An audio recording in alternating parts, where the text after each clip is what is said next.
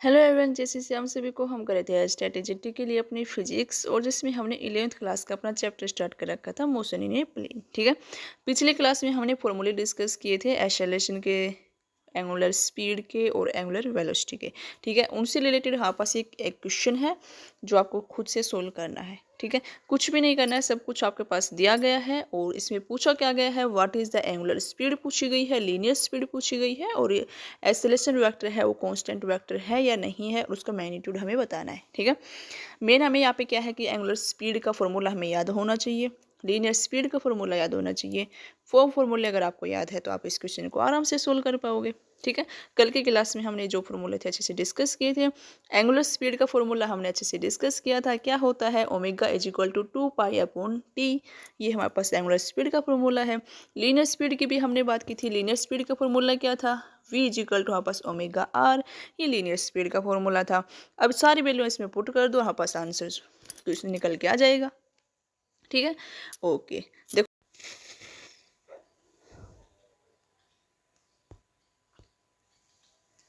Okay, तो हमारे पास एक क्वेश्चन देख लेते हैं। हमारे पास क्या बोल रखा है इसने, an insect trapped in a circular Grove of radius 12 centimetre moves along the Grove Stanley and completely 7 revolutions in 100 second. देखो कोई यहाँ पास इंसेक्ट है, वहाँ पास जो सर्कुलर ग्रो है इसमें वहाँ पास वो ट्रैप हो गई है। इसकी रेडियस कितनी है, 12 सेंटीमीटर है। ठीक है, और आपसे वहाँ पास टाइम भी दे रखा है और कितने रिवोल्यूशन लगा रही है, 7 रिवोल्यूशन लगा रही है। ठीक है, यहाँ से आप अपनी जो फ्रीक्वेंसी होती है उसको निकाल सकते हो। ठीक है, फ्रीक्वेंसी में पता है क्या होती है, फ्रीक्वेंसी क्या होती है, म्यू इज इक्वल टू आपस 1/t होता है। ठीक है, टी कितना है अपना 100, और आपस कितनी रिवोल्यूशन लगा रही है, एक इसमें 7, तो 7/100 हो जाएगा, तो आपस पे फ्रीक्वेंसी निकल के आ जाएगी। ओके, अब आपस जो एंगुलर स्पीड इसने पूछी गई है, एंगुलर स्पीड का फॉर्मूला आपको पता ही होता है। एंगुलर स्पीड का फॉर्मूला क्या होता है, हमारे पास ये होता है, इसमें आप ये वैल्यू पुट कर दोगे तो आपस पे एंगुलर स्पीड निकल के आ गई। ओके, फिर हमारे पास जब एंगुलर स्पीड निकल के आ जाएगा तो हमारे पास ये जो लीनियर स्पीड है वो भी निकल के आ जाएगी। इसे एंगुलर स्पीड की वैल्यू आप यहाँ पुट कर दोगे, रेडियस आपको इसमें दी गई है 12 सेंटीमीटर, और ये सभी पुट करने के बाद आपके पास लीनियर स्पीड की वैल्यू आ जाएगी। ठीक है, तो इस प्रकार से आपको क्वेश्चन देखने को मिलेंगे। अगर आपको फॉर्मूले याद है तो आप क्वेश्चन को आराम से कर पाओगे, अगर फॉर्मूले याद नहीं है फिर तो वहाँ आप अटक जाओगे। ठीक है, तो कल के क्लास में हमने ये 3 फॉर्मूले होते हैं ये वाले ये किए थे। ठीक है, यहाँ पे हमारे पास लीनियर स्पीड का फॉर्मूला है, यहाँ पे हमारे पास एंगुलर स्पीड का फॉर्मूला है, और ये हमारे पास एक्सेलरेशन का फॉर्मूला है, तो ये याद कर लेना। ओके, तो चलते हैं अपने आज के टॉपिक पे। आज हम किन बातों के बारे में डिस्कस करेंगे, आज हम करेंगे अपने जो न्यूटन लॉ ऑफ मोशन है इनके बारे में। ठीक है, देखो न्यूटन लॉ ऑफ मोशन की बात, न्यूटन लॉ ऑफ मोशन तो सभी ने पढ़ रखे हैं, इनकी डेफिनेशन सभी को पता है। ठीक है, तो इसमें ज़्यादा कुछ याद हमें करना नहीं है, डेफिनेशन सभी को पता होती है। इसमें क्वेश्चन कहाँ से आता है, इनके एग्जाम्पल से क्वेश्चन आता है। ठीक है, तो इनके एग्जाम्पल हमें याद करने हैं।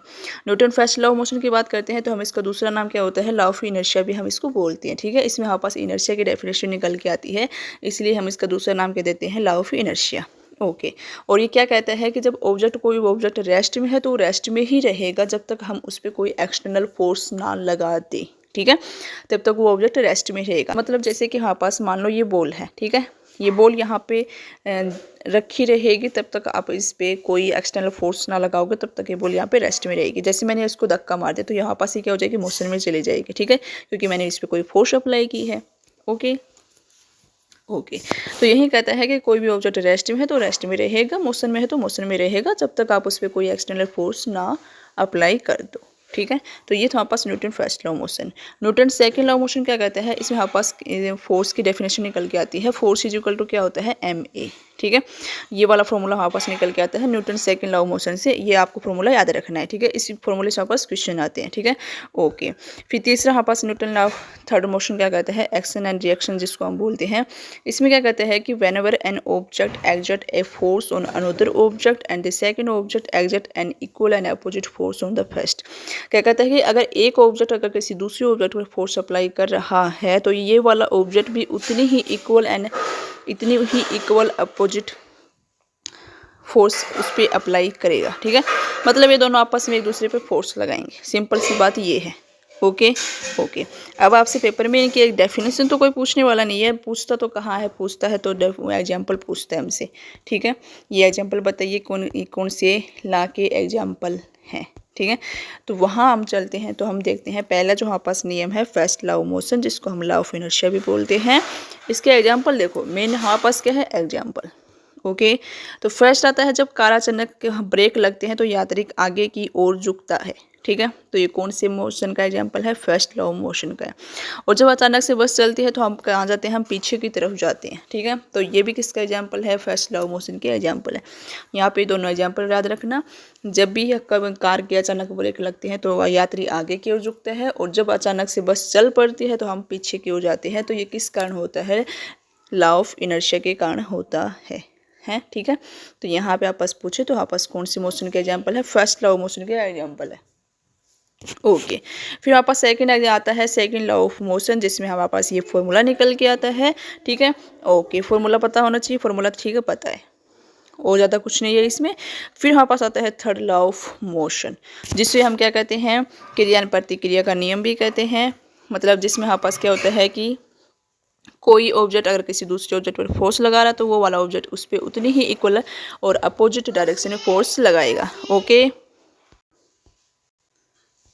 ओके, तो यहाँ पे जब हम इसके एग्जाम्पल देखते हैं तो आपस इसके एग्जाम्पल देखो। जब कोई व्यक्ति छोटी नाव से किनारे गोदी पर कूदता है तो नाव पीछे की ओर खिसकती है। ठीक है, अभी जैसे हम पिक्चर में देखते हैं तब हमें अच्छे से समझ में आएगा। ये रही, यहाँ पे देखो आप आराम से, इस वाले पिक्चर में आप जब देखोगे तो यहाँ पे जैसे ये आपस ये नाव से इधर कूद गया तो नाव थोड़ी सी पीछे खिसकेगी। ठीक है, तो ये किसके कारण होता है, ये Newton third law of motion के कारण होता है। ठीक है, क्योंकि ये इधर फोर्स लगा रहा है तो हमारे पास ये वाला जो नाव है तो इधर इसकी भी फोर्स लगेगी इधर हुआ।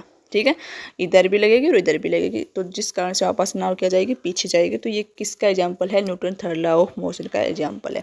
ओके, फिर नेक्स्ट जब हम एग्जाम्पल की बात करते हैं तो हमारे पास एग्जाम्पल बहुत मिलेंगे आपको देखने को।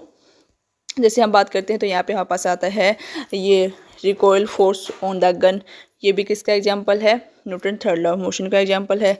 जो बंदूक से जो गोली निकलती है तो उसमें भी किसका एग्जाम्पल आएगा, किसका एग्जाम्पल है, ये भी न्यूटन थर्ड लॉ का। ओके, जैसे हम ज़मीन पे चलते हैं तो आपस ज़मीन पे चलते हैं तो आपस देखना पीछे पैर हमारे पास बैक होता है, तो ये भी किसका एग्जाम्पल है, न्यूटन थर्ड लॉ का एग्जाम्पल है।